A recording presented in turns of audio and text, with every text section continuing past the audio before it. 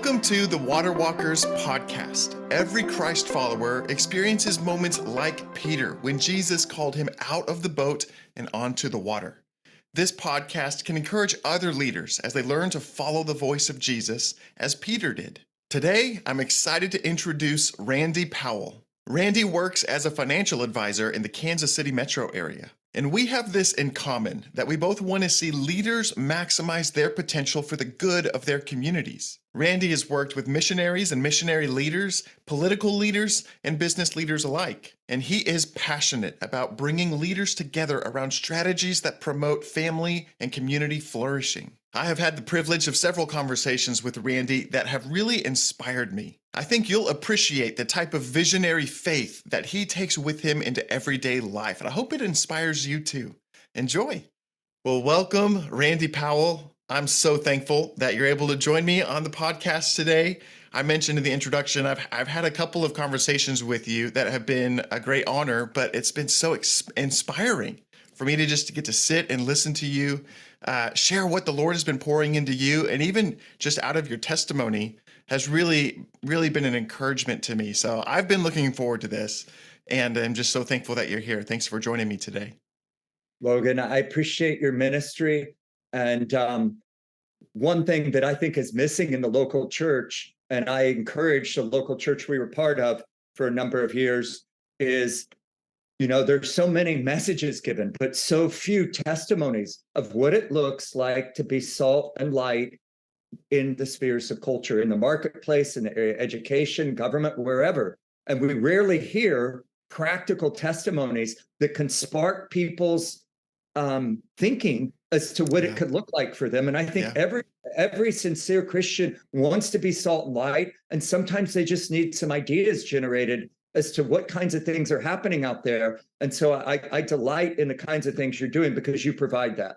So it's exciting. It is so fun because the saints overcome by the blood of the Lamb, the word of their testimony, and they don't love their lives even unto death. That verse Revelation 12:11. So we're being part of that testimony time right now. But just to kind of kick us off, and we're going to give opportunity for people to kind of get to know you for a moment. The icebreaker question that we start with today is, what animal do you most identify with and why?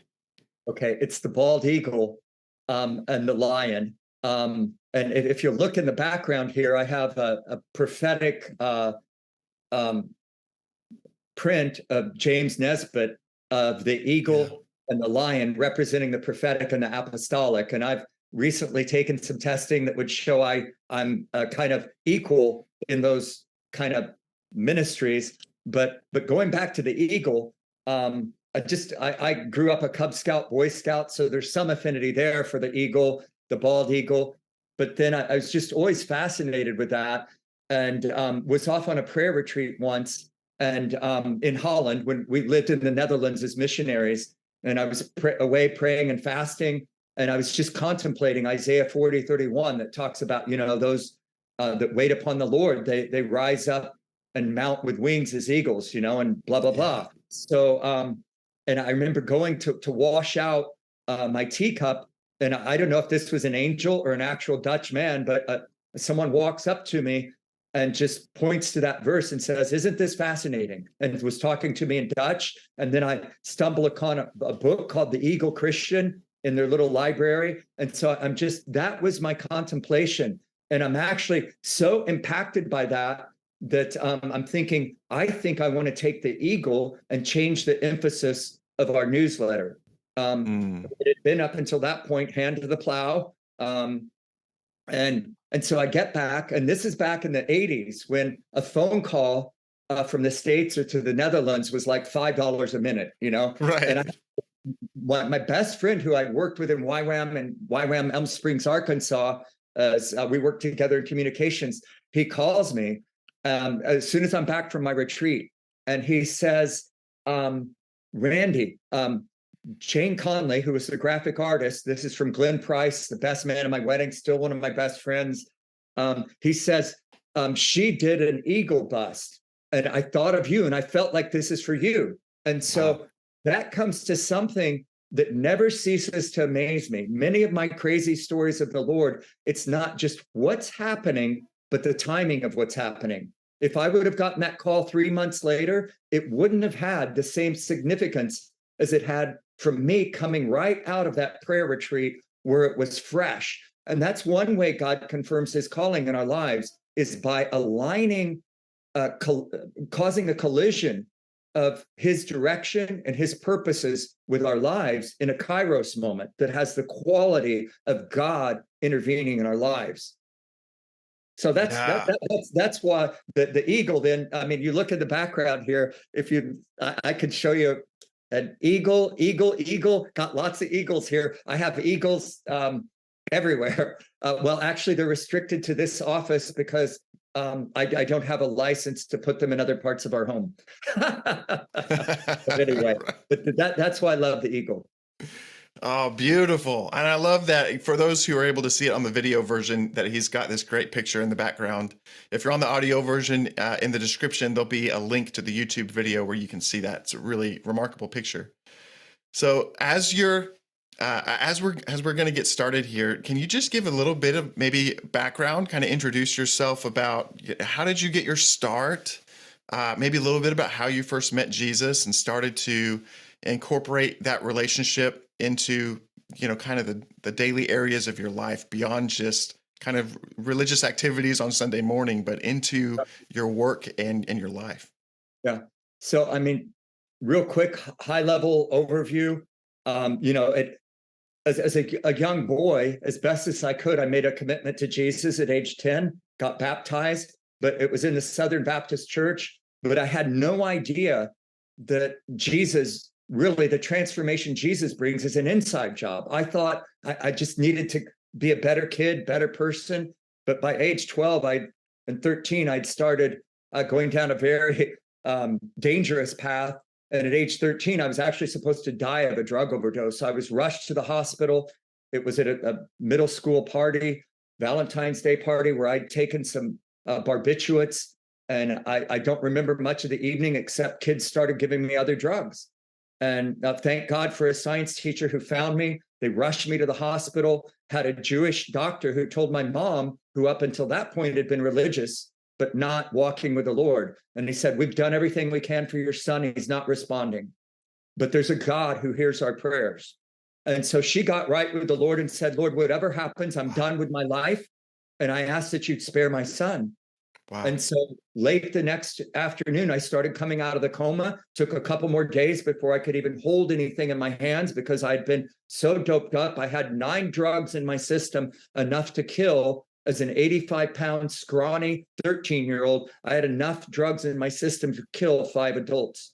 And so my mom would remind me from time to time throughout my teen years, God spared you in his mercy and has a purpose for your life, which would always make me angry because I knew it was true. Now, fast forward, I was a disruptor in high school. I would organize sit-ins against PEP assemblies because I just thought I was a full product of the 70s. And I just had this kind of reformer nature in me, but it was very misdirected, right? But at age 21, I had, gotten out of high school. I had worked full-time, tried to go to school. I thought school was a waste of time. Ended up working for a general contractor at age 20, had my own business doing residential commercial remodeling. I worked hard. I'd worked since I was a little kid. So never a lazy guy, but I partied hard, slept around a lot. But I knew, I can remember laying in bed and thinking, God, don't leave me in this place. I'm getting to where it doesn't even faze me anymore, my lifestyle. But again, I didn't understand the inside nature of the transformation of Jesus. But my father passed away at age 20. When I was age 21, he was 51 of bone cancer. And I remember just late one night out taking a walk, and the Lord came to me. It wasn't audible, but it might as well have been. He said, "You've known death, but it wasn't the death of my father. It was I wasn't living life. I was walking in death." And he said, "Come no life." And I just said, "Lord, I am so messed up. I've got so many addictions, pornography, crazy lifestyle, drugs, alcohol, smoking, those are just outward signs, right? I mean, we can be religious and full of pride and have the same dilemma that we need Jesus, right? But he started setting me free. He brought an older brother into my life. And, that nagging feeling I had as a young man not walking with the Lord, where I lay in bed at night after my girlfriend had gone home, gotten out of bed and gone back to her place at 2 a.m. And I'd lay there and just say, Lord, I know there's more to life than making a lot of money and satisfying all these urges. Don't leave me in this place. And he was faithful to not do that. But then no sooner did I give my life to the Lord, I'm part of a college and career group that's more interested in playing Frisbee and barbecues, but I was doing inner city ministry. But even with that, I felt like there was something more God had for me. And I've learned that's a holy discontent. And so I just started looking around. God, what could you have for me? I was looking at the Last Days Ministries, Agape Force, YWAM, or Youth with a Mission, or Youth Without Any Money. You will attend meetings, all kinds of names that I've come up with for that organization, but ended up going to YWAM, selling my business, what little I had that I could sell, and going that direction. And that was kind of the beginning of a lifelong, of a number of adventures in all kinds of spheres. Wow, right. And this is so interesting because one of the stories that's really been resonating with me lately is a story out of the Bible in Zechariah chapter 3. And I think this relates, we talk on the Water Walkers podcast about the time when Jesus comes walking on the water to his disciples who are caught in the boat in the middle of a storm. And here comes Jesus on the water. And even the way that Jesus raised up his disciples, the way that he selected them and mentored them and called them into a greater calling and gave them a greater vision. A similar story unfolds in Zechariah chapter 3, where Joshua, the high priest, Zechariah sees this vision of Joshua standing before the angel of the Lord, but Joshua is not qualified in that dream. Right. Yeah. Joshua is clothed in filthy rags. And in fact, Satan is there to speak his story, to speak his narrative over Joshua's life and to accuse him, basically point out all his failures. And the result of the dream is that the angel of the Lord, who's there as Jesus, is saying, no, I am going to completely remove these filthy rags. We're going to give him new clothes. We're going to take away his iniquity, not because he got the perfect start, not because he showed up as, the best candidate, but because God chose to. Same God who chose Jerusalem to make it a praise on the earth has chosen you for a calling and for a destiny. And I've identified with that in my own life because I don't necessarily feel super qualified for everything that God's called me to do. And I run into leaders all the time that, we can feel a sense of inadequacy, but that holy discontentment, when we get the vision for God has something deeper and further, a higher vision for us, it doesn't matter if we necessarily feel qualified or adequate. But if we get to see his vision, then we get that holy discontentment and we begin to engage in partnership with God. I want the fullness of everything you have for me. This is something that has been in your story throughout your years. And something, I don't know, have you looked at Zechariah 3 and some of the comments and even in your own life, experiences where you really feel God call you to greater things than what maybe you anticipated or even felt ready for? Yeah, and sometimes I won't get into all the stories, or we'd be here through the evening and night and into tomorrow. But I'm also, I felt like God, a couple things that amazed me about him through my life, Logan, are his favor and then his patience with me, because I've been a mess in forward motion much of my walk with him. And I've learned in recent years the beauty of walking in freedom comes from learning to abide in Jesus.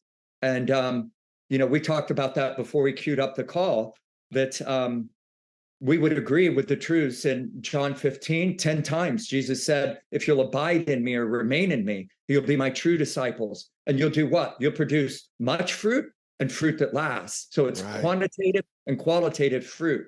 But we fool ourselves to think that we're going to produce fruit by being busy and asking God to come along and bless us, right?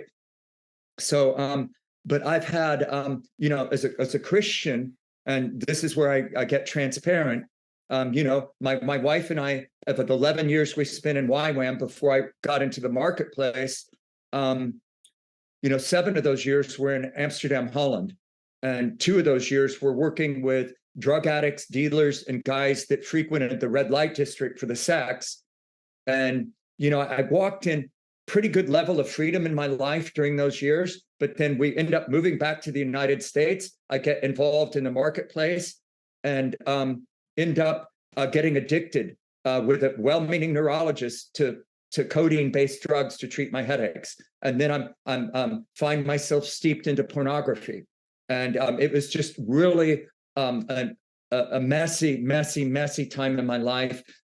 And I'm not justifying that time. I'm just saying, never did I sense God's condemnation, but a waiting of a father for me to come back, right?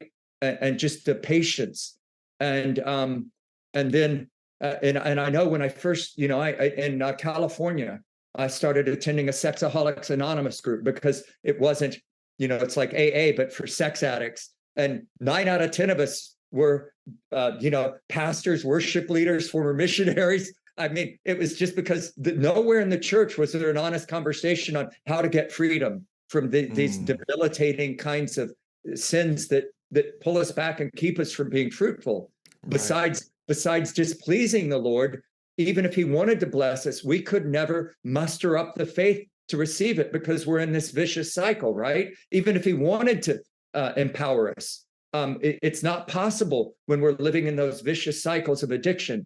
So that began kind of my journey toward freedom, where I started and my question was, Lord, not so much the thing of this, but it's and I would even have God pull me out of my addiction by putting a vision before me of something he had for me. And so God doesn't want us stepping out of something into a vacuum, but he wants to show us a glimpse of our future, not remind us of our past and our present, where we're being held bondage by the enemy. And it's one way we break free from the enemy's hold in our life is by something greater that God has for us. And that becomes our focus. And that starts taking our attention. But 11 years serving full-time in YWAM, crazy stories from that, but then ended up in the marketplace in the technology sector in California. And then, moving back to my hometown of Kansas City, live in Olathe, Kansas now, but we've been here since 2000. And, once when I work with Gen Z and millennials a lot, and one night I was thinking, I wonder how many jobs I've had, because I've had this very eclectic past. I've been, the round peg and the triangular hole a number of times, or however you'd refer to that. And I've actually had 32 jobs in my life. I've been fired a number of times from jobs. And so somebody might look at my current role or place and be a little envious of it, but I'm not sure many would be interested in the path and the pain I've taken to get to where I'm at now. And in a proven place where God can work in and through my life, where I'm not going to become proud or crash and burn anymore into some of the past things that entangled me. But, I see I am like a poster child, Logan, for God not calling the qualified, but qualifying the called. And I even see God's sense of humor in it, and as well, I see sometimes we like to put someone on a pedestal because of the role they're given or whatnot. Mm-hmm. And I know God intentionally allowed me to not receive affirmation from people for a number of years. And I can remember being off on a prayer retreat, fasting and praying and, bringing these kinds of things before the Lord. And he'd ask me, Randy, what would that mean if you received that affirmation? And I'm like, well, yeah, I mean, maybe something, Lord, but teach me to live, Lord, for we're created to live for affirmation. That there's nothing wrong with that, but it's whose affirmation will you live for? Right. And so I'm still needing to relearn this lesson at times. I'm still slighted sometimes when I don't get the attention or affirmation that I think I deserve, right? Just being quite honest here. But it's like, Lord, purge that out from me. I want to live for the one I'll stand before one day. And I want to hear from you that you've been proud of me as your son, that just like Jesus in John 17:4, I can say with him, God, I brought you glory here on earth by completing the work you gave me to do with a motivation that pleased you and that honored you and that wasn't out to please people. So Yeah. if I could, I'd like to share one story. I have a bunch of stories, but a couple I Yeah. thought, Logan, this morning, because I've there are times where I thought my life could end in Guatemala and Amsterdam. There are times where, I thought this could be it and no fear. But then, it's interesting. And then Mark Batterson in his book in many of his books talks about the genesis of a moment, right? Or the genesis of a calling. Well, I remember it was like maybe 2009, 2010. I'm just sitting on my back patio one morning and just saying, Lord, isn't there something more I could do to honor you in my life and serve you in culture? And the next day, a guy's knocking on my door and he goes, I got your name from a pro-life list and I want to ask you if you consider being a precinct committee member. And I'm like, whoa, what's a precinct committee member? And it's just someone that it's kind of like a big neighborhood. When someone's running for office who's a conservative and biblical thinker, you go out and help promote them, right? And I prayed about it and did that for a while. And then I ended up chairing the board for a missions organization. And I've never been interested in a title in name only. And I thought, I don't have time to do this anymore. I stepped away from that, but I had no idea what God had in mind. And so now fast forward to 2014, March of 2014, the current legislator that served in my district, I had not been the precinct committee member anymore, but I would still go out and walk with him when he was running.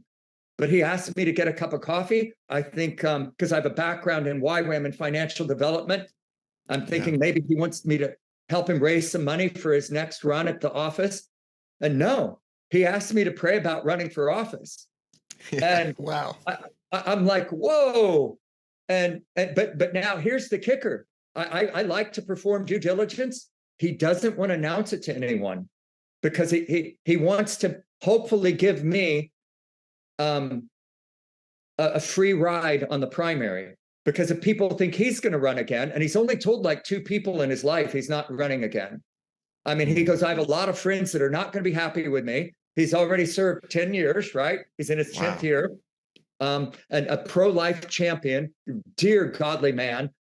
He's an attorney. I would not want to be in the case against him in court of law. He's just brilliant mind for thinking. But he asked me to pray about running for office. And I come home, I'm into personality profiles. I dig out my Myers-Briggs, DISC books, all these books. Does anyone with my bent, because I'm a guy that left the corporate world because I didn't like the politics. I got promoted beyond my what I enjoyed and didn't like that people's motivations were skewed and not really serving the people we were to be serving, but they had their own agendas, and I didn't like that.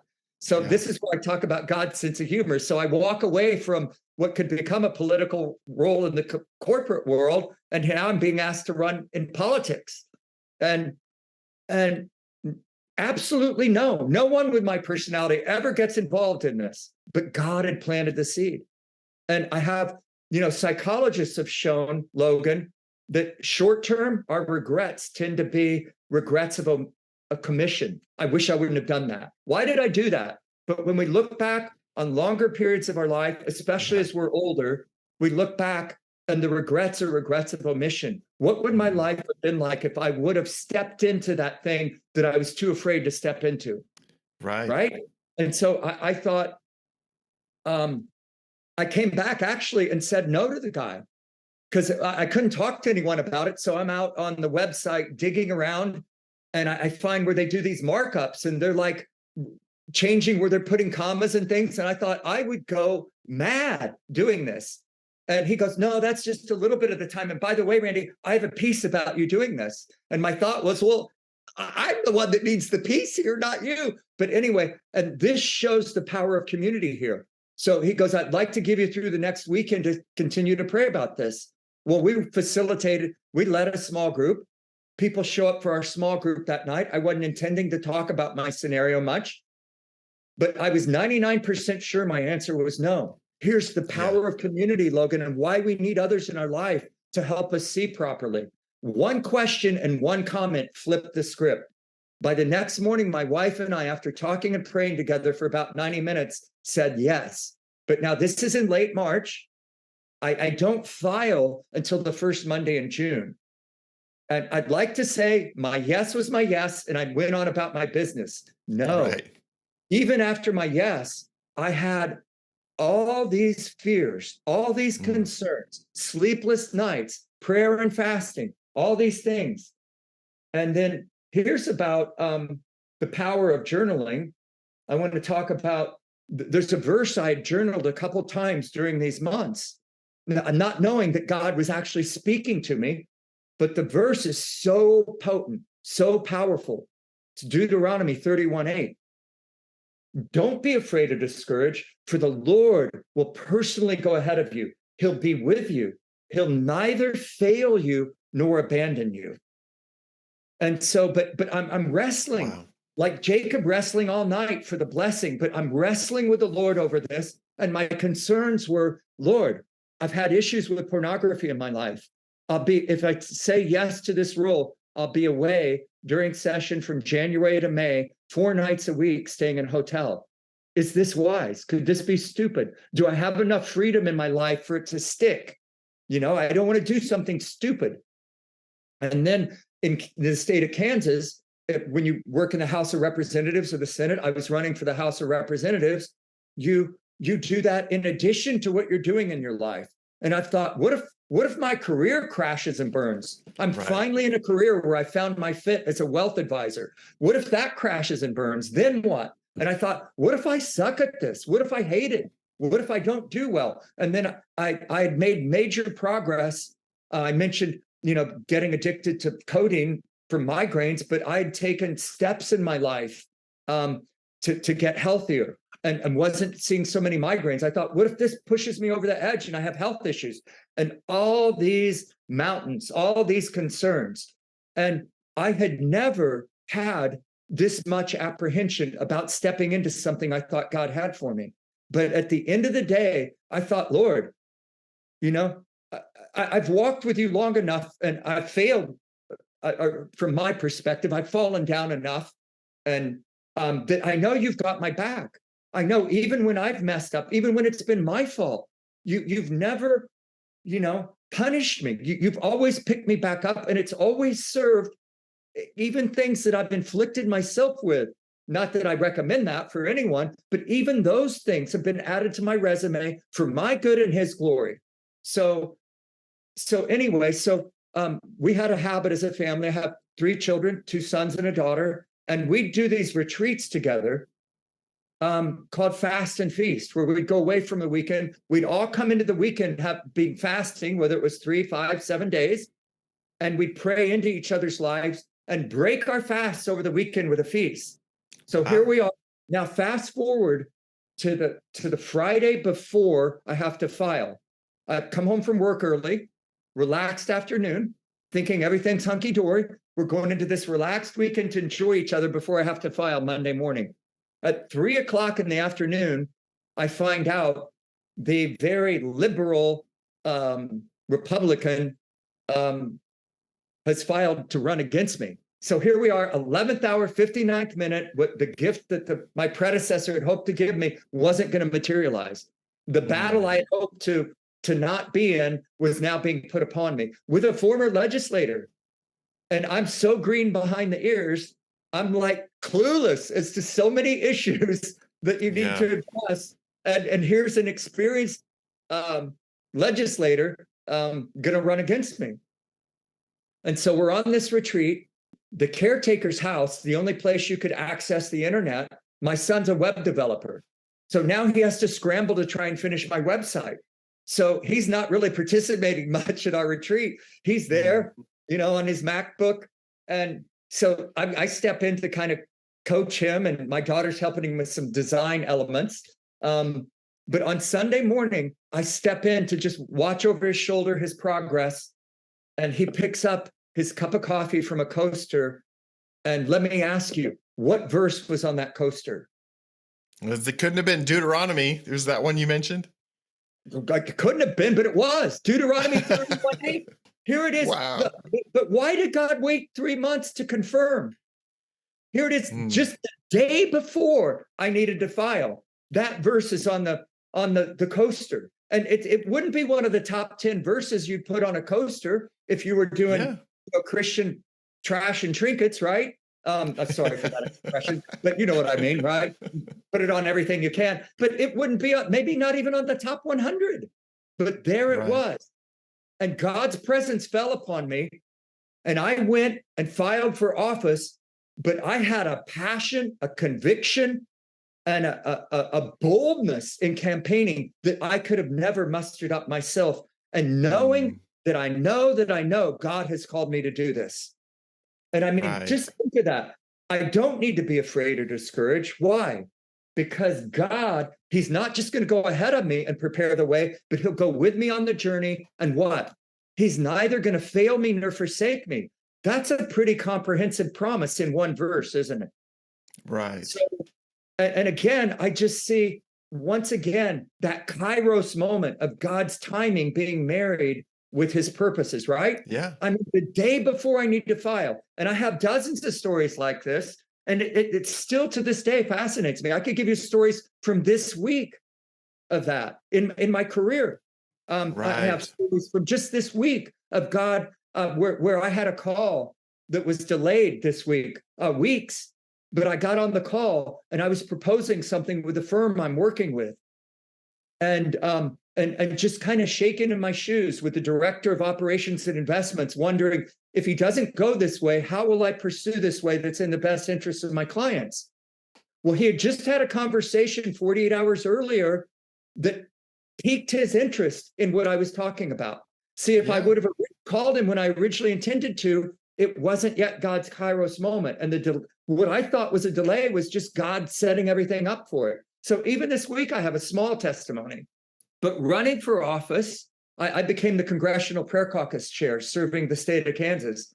Yeah. And the one key thing I was able to bring to people was one, the power of accompanying fasting with prayer. Because we're and God has given that us as a weapon. And since 2013, I'm not saying this to brag, but I see the potency of this weapon God's given us. And I made a covenant with the Lord toward the end of 2012.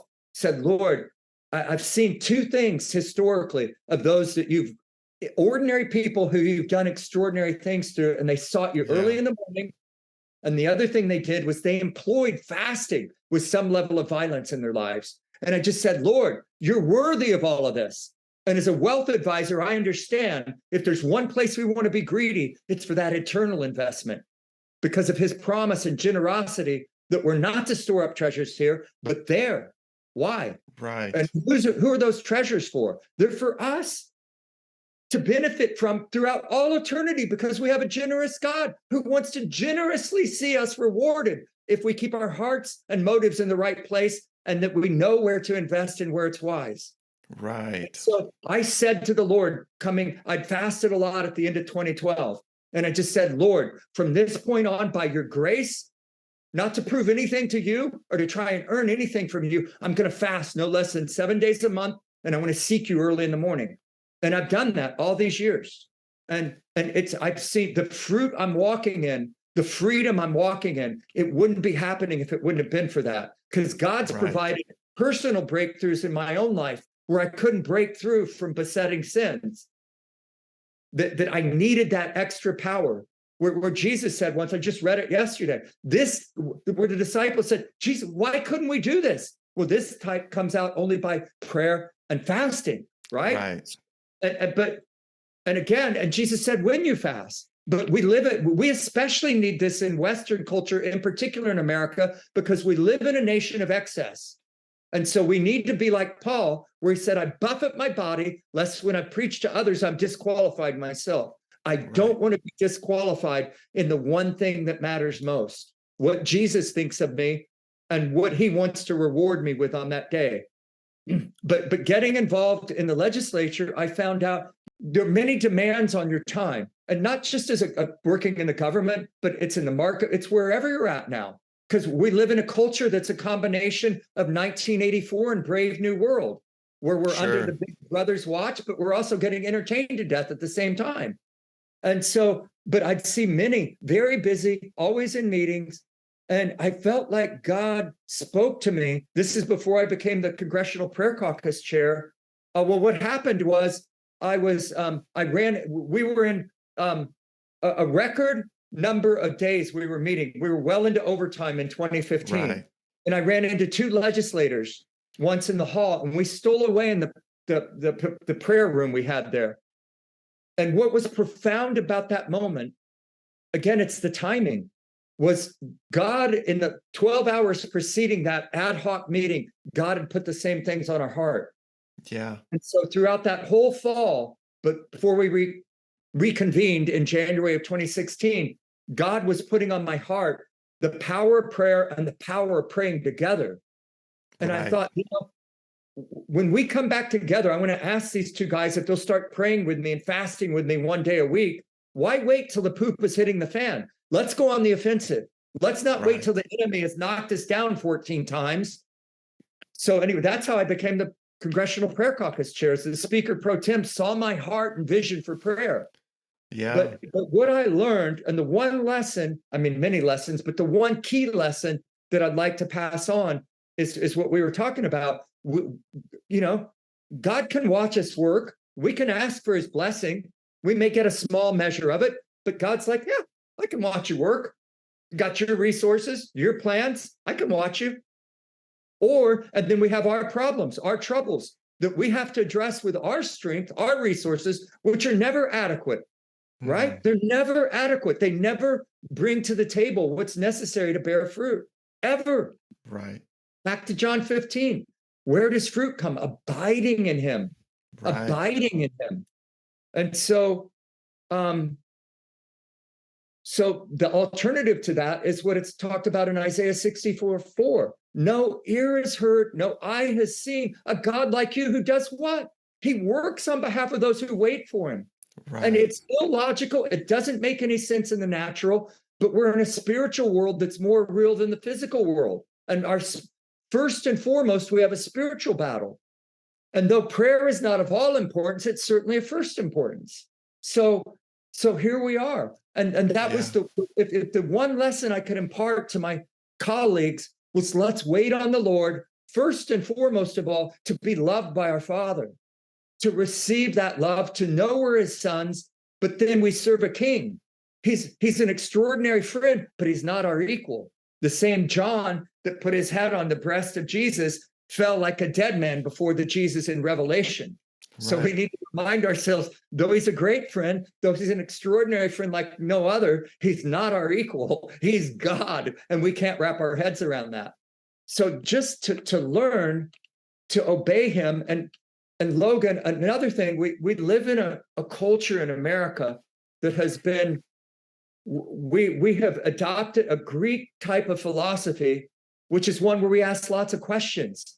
God doesn't mind questions, but when they interfere with obedience, it causes issues. Because often God will ask us to do something. Randy, I've got something for you through that door, around the corner. Well, God, if I could just look through the door and see what's toward around the corner, I'll go. Yeah. Sorry, Randy.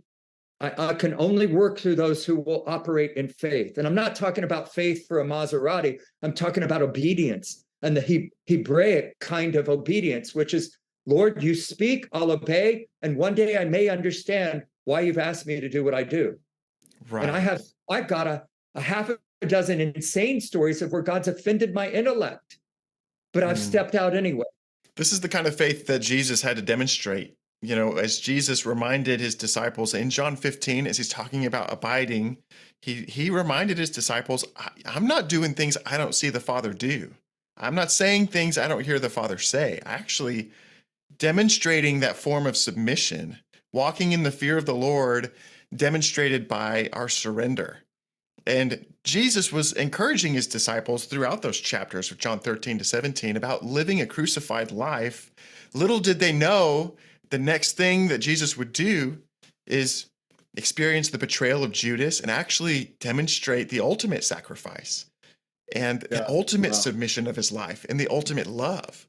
And so coming into that place of that surrender and allowing the Lord to lead us and guide us and step out in faith, even the moment that Jesus comes up to Peter on the boat, Peter may not have felt ready when Jesus said, "Hey, you come out on the water with me." I mean, you're thinking, "Oh my gosh, that's a step of faith." But it's a surrender. It's one of the craziest stories in the New. I mean, there are lots of crazy stories in the New Testament, but that'd be on a short list of the top 10, right? If we do a top 10 list, come. And it ain't even just Peter, because he was enthusiastic and spontaneous, and Jesus asked me to walk on. Come on, and and he when he was focused on Jesus, it worked. But anyway, if I could just, I have one more story if we have time for it. But before that, if I can just interject a small rabbit trail about where we find ourselves in culture. Sure. We need courage in this moment. There's a cowardice that's offensive to the Lord in this hour. And it's plagued the church, specifically in America. And it especially showed its head when the COVID scamdemic hit, when we were plagued by the evil of cultural Marxism, taking whatever they could and leveraging it to exploit their increase in control. And I'd say I read 2-3 books a month. 2 books I'd say are must read for where we find ourselves. Live Not by Lies by Rod Dreher, where he interviews people who lived under communism for years, but have lived in America now for years. And they've become increasingly alarmed to the point of being angry with us that we're so deaf, dumb, and blind to what's being played out right before our eyes. The other book is by Eric Metaxas, Letter to the American Church. Okay. We are in a very sobering moment, and I will not be quiet. I've had, in 2015, I had 3 dreams of sudden judgments upon our nation. And I'm not the guy that posts these things the next day on social media. I had this dream, but what they did is they brought me in a more desperate place to seek God and to ask him to wake us up, that we might be engaged and care about the things he cares about. And my wife and I, after being part of a church for 10 years, had to leave a millennial church. We left in 2020 after many conversations with the leadership where they were just like, a broad spectrum of people attending, from very left thinking to very right thinking. But God's not about that. He's about biblical thinking. But they wouldn't address many of the things going on in culture, the core team, because they didn't want to offend someone or keep them from walking with Jesus. And they thought it was all about just walking in unity with Jesus. But Jesus is a God of love and truth. And if you look at Jesus, he wasn't afraid to offend people when the time was right, out of love, but in truth. And so, one of the key roles of a shepherd is to defend the sheep. And so I ended up telling this person in our final conversation, I said, "You're derelict of duty." And I was an insider. I'd given sacrificially of my time, energy, and finance. So I had a place to speak. But this is what I said to the 2 of the core team leaders. You are derelict of duty because you're not functioning as a shepherd. You're functioning as an hireling because you're allowing the false ideologies of cultural Marxism to run rampant in your midst, and you're not addressing this. And we are not going to just live. What happened in Nazi Germany, I tell you, what we will experience, what happened in Nazi Germany will pale in comparison to the millions, if not hundreds of millions of people we see die on our watch because we couldn't find the courage to speak to what concerns God in our culture. This is a moment, every one of us, whatever sphere you're in, you need to find your voice and you need to speak out. And if you're part of a church where the pastor isn't speaking, I would encourage you, get the book called This Precarious Moment, co-authored by Jim Garlow, I think, and David Barton. And they talk about some of the key issues going on in culture. And if your pastor isn't addressing them, 4 things you can do. And they said it's the hardest thing they've ever written in the decades they've worked with church leaders. Wow. The 4th thing was, if they're not, if you pray for them, if you ask them lots of questions, sincerely, not confrontationally, Right. if you give them ideas on baby steps they could take toward moving in this direction, if they're still determined to not go there, it's very intentional, and your staying will only enable them in their silence and their disobedience and offense and high treason to the Holy Spirit in this hour. So this wasn't planned for our little chat today, but I can't help but speak. And I feel like Logan, I recently went to India in April. I was there nearly 3 weeks, every day with tears. Such a profound opportunity to serve the Lord there. But what I saw there was the power and the authority of God in action. I saw people professionals like myself, who had chosen to live simple lives that they might maximize their kingdom impact. And it was such rarefied air to breathe, because I rarely see that in America. I see people getting more stuff in America, and they keep giving God a tip, but do they live sacrificially and generously? Rarely. It's rare here in America. It's not that it doesn't happen. It's just it's not normative, because we live like we've been impacted by the culture we live in. But in India and Nepal, more than 80% of the converts come through healing or deliverance from demonic oppression. But flying back into American airspace, I started weeping. I said, God, please don't send me back to this nation. We're the most stubborn lot of people I've ever seen. I don't want to go back. Let me live and die as a martyr in India with my other brothers and sisters that many have already gone on to their new addresses. Don't send me back. But here I am. And like Jeremiah, the fire of God, I can't hold it in. It burns in my bones, and I have to speak as long as he has me here. Even if I'm not here in this nation, I was like, let me be out there where there's fruit, and not in this barren land. And I'll speak to it and pray for it from afar, but I don't want to be in the midst of it anymore. I'm done. And here I am. And I'll be faithful to his assignments he puts before me, whether they are my personal favorites or not. But sometimes I feel kind of deceived, like Jeremiah. It's like, God, what's up with this?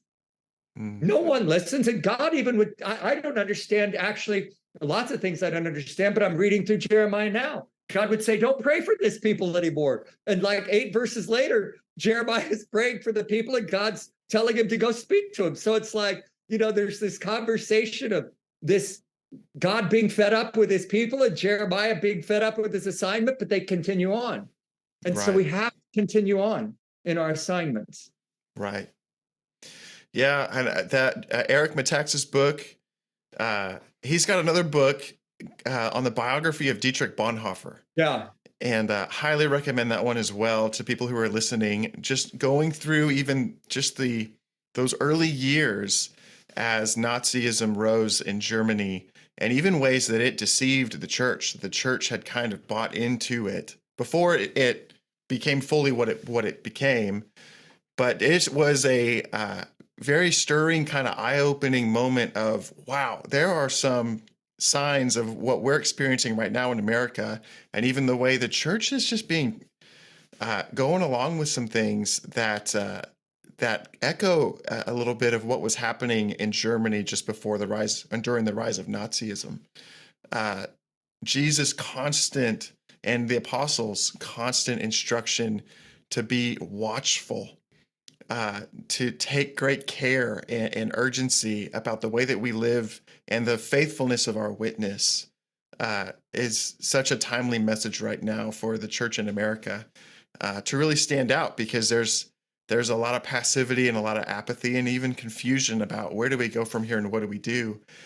But that's where we're coming even back to where we started our conversation with John 13 to 15, 16, 17, and that example that Jesus set that started with the crucified life, started with humility and started with abiding, and even coming back to that. Some things we can recapture. I want to ask you another question that may give you the opportunity to share the story you have on your mind. But for leaders, maybe even, let's say, young professionals who are getting their start, and I know there can be concern with timing, with God's timing. How do we figure out God's timing and, oh, I feel called here, but this feels delayed, or I'm not sure when that's ever going to work out, or even if it will. Sometimes we just don't know how to get connected in a confident way with God's timing. But I was just wanted to ask, like, kind of what advice you would give to, the younger Randy Powell. Boy, that's a great question, and some of your comments are profound.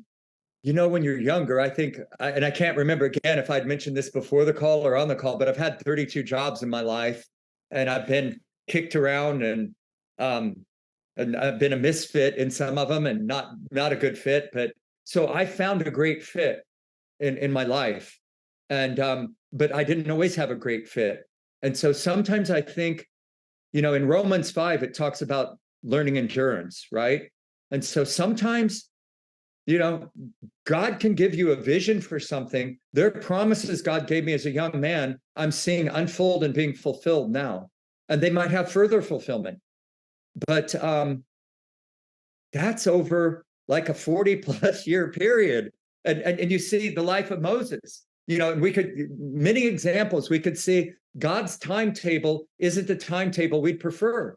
What's up with Moses being in the desert 40 years? Why couldn't it have been 4? Wasn't 4 years long enough? I mean, what is up with this? And it's, Romans 11, we're moving from a hotel because of flood damage, actually because of my yes to India, and our home flooded. So we've been living 3 months out of our home, talking about trials. And I just see it as the price of saying yes. But we're moving back to our home today, and I left my Bible over there. But Romans 11:32, I think, says his wisdom and understanding is beyond anything we can ever understand, right? And so there's this walking with him and trusting him, and knowing that we're going to make mistakes along the way. But God is not the enemy. The enemy's the one with a 2x4 wanting to smack us in the head with a 2x4, right? And just always remind us that we're messed up, right? We're defective, right? But God, even when we make mistakes, even when we walk away from him, that's not our Father. Not that he's pleased with those things, but he's not out to get us. And if we make mistakes, he's not out to say, man, you screwed that up, I won't count on you next time. No, he takes a bruised reed. And so he'll pick us back up, dust us off, and send us on our way into further assignments. But God can give vision for something. It might happen tomorrow, but it might be 30 years. We don't know. So it's just a thing and of walking with him, trusting him. And then my daughter's a hero of my faith, Logan. She's we've had 3 people in my family. 2 fought leukemia. My wife should have died from it. My daughter with a brain tumor and 2 surgeries and chemo and radiation. But coming out of that, she developed her own little private social media site on practice gratitude. So what she does every day, no matter what trial she's going through, she focuses on the Lord, and she always finds something to be grateful for. Yeah. If we can keep our heart focused on the Lord and find what we can be grateful for and constantly be thankful, that's a protection against the enemy as we're waiting for God's will to be perfectly fulfilled in our life. So I don't know if that's helpful, but and there were times I'd get disgruntled and I'd get off the path God had me on because it was too hard. He didn't banish me or throw me over the cliff. But sometimes I paid a price for that, but he'd pick me back up again and I'd get back on the path. Yes. His love and care. I know David at one point in Psalms, he said, God's gentleness is what has made me great. His care, even when I slip up, that I can come right back and dust myself off, and he will always be there to help me.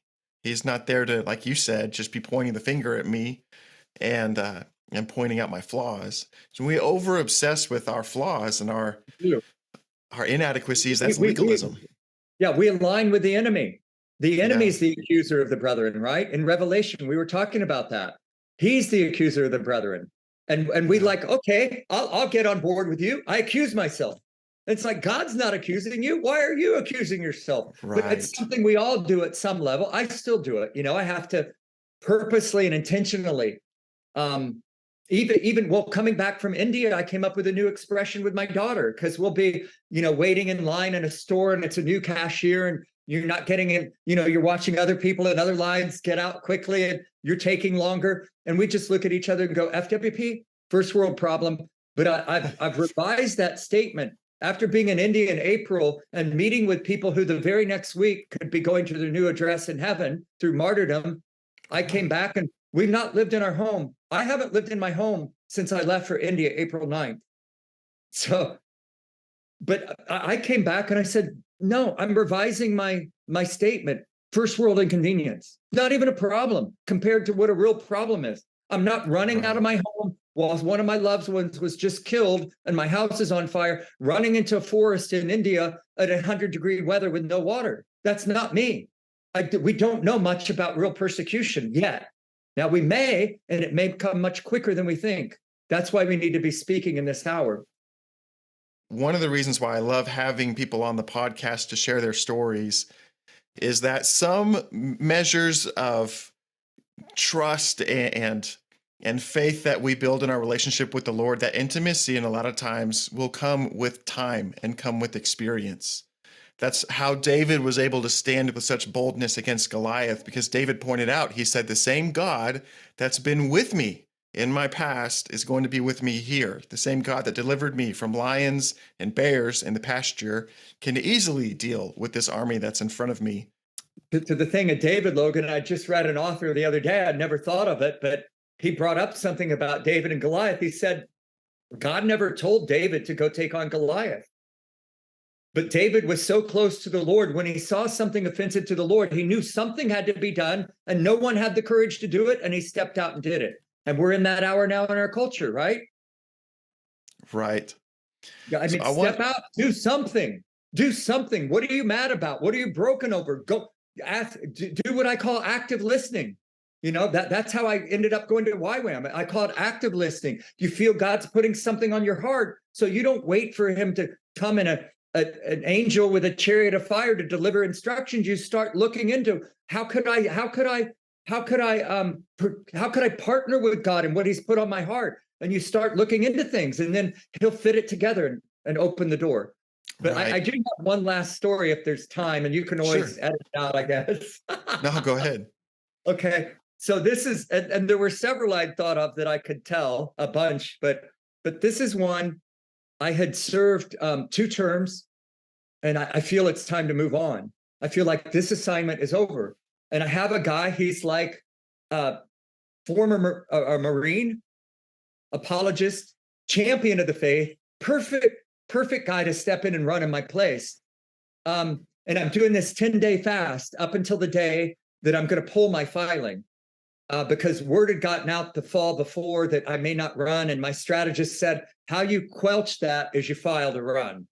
And so I filed to run, but I could see the handwriting was on the wall. It was time to move on to another assignment. And this is a thing, never wrap your identity up in any assignment. Never. Our identity is in the Lord, right? We want to be faithful to our assignments, but not find our identity there. Right. So anyway, so I'm on day 9 of the 10-day fast. Day 10 is the day I need to go file.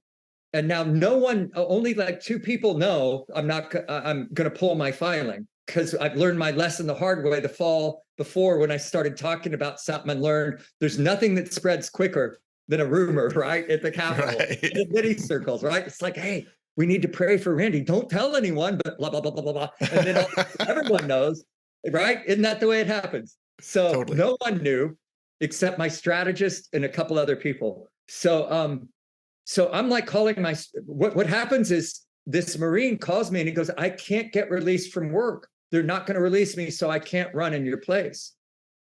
And so here we are the night before I need to pull my filing. And I'm calling my strategist.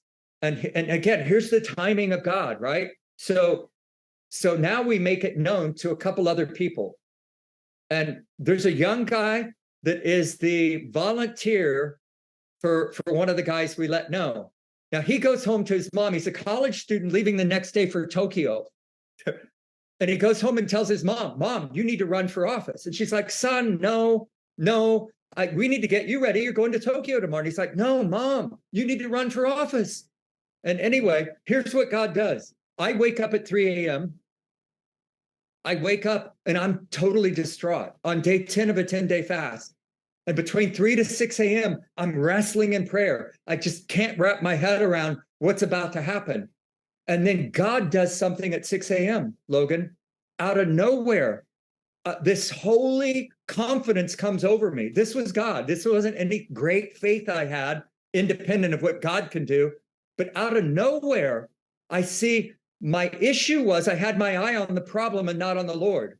And God gave me a declaration to put before him. I said, God, you don't call one of your warriors off the battlefield without having someone in mind to replace them. And I call that person forth right now in the name and authority of Jesus. Amen. And I got up, took a shower. I had one client appointment before I had to go pull my filing. In the middle of my client appointment, my strategist texts me, I have someone to run in your place. Wow. I'm just like, whoa. Again, here it is, 11th hour, 59th minute. Now, mind you, I had people that found out the day before. Maybe it was a day or two before that I'd found out about this. And I had people I honor, respect, that I'd lay down my life for, that speak into my life with much authority, begging me to run again. And I said, I don't hear God perfectly, but as best as I know, my assignment's over and it's time to move on. It was a tough choice to make. And I'm thinking, what would have happened if I didn't hang in there? I mean, what would have happened? And so one thing I realized, like, I can't teach people how to not fail, but I think I've learned how to not quit. Right. There's a power in not quitting, that where the victor sees the spoils. So, and then through the tests, you end up with these amazing testimonies of God showing up, God himself. So who else woke up at 3 a.m.? This woman, she wakes up at 3 a.m. She can't go back to sleep. She goes, God, but she didn't, she's a great example of stepping out in faith. She said, I'll do it, Lord. She didn't need to ask a bunch of questions. God put it on her heart. She said she'd do it. I got her phone number, called her. And now she said, I'll go file tomorrow. And I was going to pull my filing that day. But my prayer and my heart had always been that I'd walk in with the person who'd file in my place and I'd pull my filing while they're filing. And then she said, hey, my husband got off work early. We're on our way to Topeka. And that's what happened. Wow. But look, if I would have reneged on not running again, if I would have reneged on stepping out, I would have never seen that deliverance. But it was, again, 11th hour, but it was just profound. And so, and now I have seen, now coming from those roles, these eclectic roles of being involved in, as an entrepreneur, going to missions, then in marketplace and technology sector, and then as a wealth advisor, and serving 2 terms as a Kansas state legislator and the Congressional Prayer Caucus chair and missions board director for a missions agency. But all these various roles, they've done studies that you see a convergence of skills and giftings. And you talk about a young leader earlier, but you see convergence of these eclectic experiences start to happen when you're in your 50s and 60s, where God starts lining up disparate experiences and putting them together for some of your most fruitful years. Because psychologists have done studies. I think your most fruitful decade in the studies they've done, and so you still need to be patient. Your most fruitful years are yet to be born if you don't burn or plateau. But from 60 to 70 is number 1, 70 to 80 is number 2, and 50 to 60 is number 3. So I don't think you're even in your 50s yet, are you, young man? Right. Not even close. So you've still got some time. Just wait till you see. But it's through many trials we enter the kingdom of God. Through much suffering, we enter his purposes. The salvation of the Lord is free, but he doesn't give assignments out freely and without cost. And there's always an enemy that wants to thwart what God's doing, that brings trials into our lives. But those very same trials, God's interested in our death as well. But it's not the death the enemy wants to bring. It's a death to ourself and learning to walk in a greater level of humility and just a war-proven person that God can work through without us, again, becoming arrogant or crashing and burning into sin. Because it's not about us anymore. It's not about us trying to build our own kingdoms. We don't care who gets the credit. One of our former presidents said, it's amazing what you can do when you don't care who gets the credit. Right, You know? exactly. Great word. Oh, good. Well, for everybody listening, I really do hope that you have been encouraged through these stories. I know that I have. A lot of the topics we covered, we've been all over the map a little bit, but in a really good way, looking at many different ways where God's at work in our lives and using even unexpected people and unexpected places. But let me just leave us with this. I'm going to kind of bring us to a close just with this prayer that I'm just going to read it just as it's written in Scripture, and just encourage you all who are listening to take this to heart as we go from here. This is a prayer that the Apostle Paul prayed. Colossians 1, starting in verse 9, says, "And so from the day that we heard, we've not ceased to pray for you, asking that you would be filled with the knowledge of his will and all spiritual wisdom and understanding, so that you would walk in a manner worthy of the Lord and fully pleasing to him, and bearing fruit in every good work and increasing in the knowledge of God, being strengthened with all power according to his glorious might, for all endurance and patience with joy." Amen. And in just that one verse, you hit on some things we touched on: endurance, patience, and joy, right? Keeping our joy, keeping gratitude in our lives helps us keep joy, because even in the midst of trials, we can know that the price we're paying, it's worth it, right? And just, Right. yeah. So, but Logan, I just want to end my rant by just, again, coming back to the fact that I appreciate you, because as much as I tried to get the church I was part of years ago, I said, just even once a month, take 5 minutes, interview a nurse who prays for her patients, or whatever. I mean, let's hear some stories of real world application of what it looks like to be salt and light out in culture. And you rarely hear that from a Sunday message. And we wonder why people aren't out there doing more. Because we're not, they're going to do what they see happening up there, right? And it's not much of that. So what you're doing is priceless and invaluable. Keep up the good work. Oh, how desperately we need more examples of being salt and light out in culture. And you're doing that in the marketplace and other spheres. Thank you. Yes. Thank you, Randy, for your kindness and your generosity with your time. Really appreciate getting to have this conversation with you. I hope you enjoyed our conversation. Please visit servantleadernetwork.org for more helpful resources for your leadership journey. And don't forget your water walking shoes.